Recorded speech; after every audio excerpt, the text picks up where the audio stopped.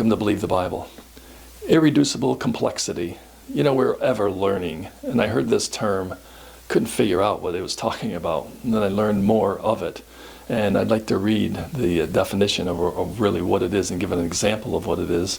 And it just solidifies the faith, the fact that Jesus Christ created all things, and it was by God.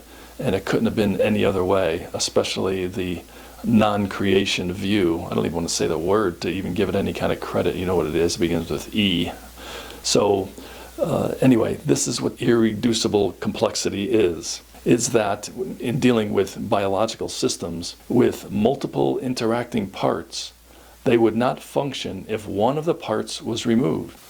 So it could not, as false science supposes, that it could not have evolved by successive small modifications from earlier, less complex systems through natural selection. But instead, it would need all intermediate precursor systems to have been fully functional. So you hear what it's saying. You pretty much need all the parts, or at least most of the parts of a particular thing, whether it's biological or even the running of a car.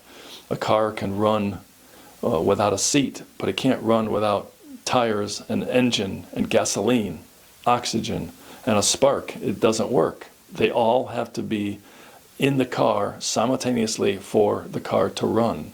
Those 5 or 6 things I just mentioned. Take them away, any one of them, and you don't have a car.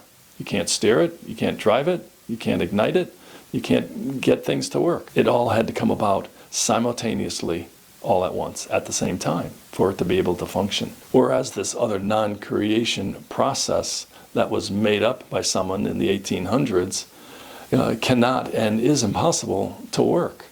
Matter of fact, the developer of that, who wrote the book, would say to the same extent, when he would have been aware of this, would have agreed that his system of thinking was flawed, and it was. Let me go on and give you a little bit more of an example. By irreducible complexity, we mean a single system composed of several well-matched, interactive parts that contribute to the basic function, wherein removal of any one of these parts causes the system to effectively cease from functioning. That's why when you look at the body of our own bodies, our systems, we can't operate without a heart. And the heart needed vessels. The vessels needed blood.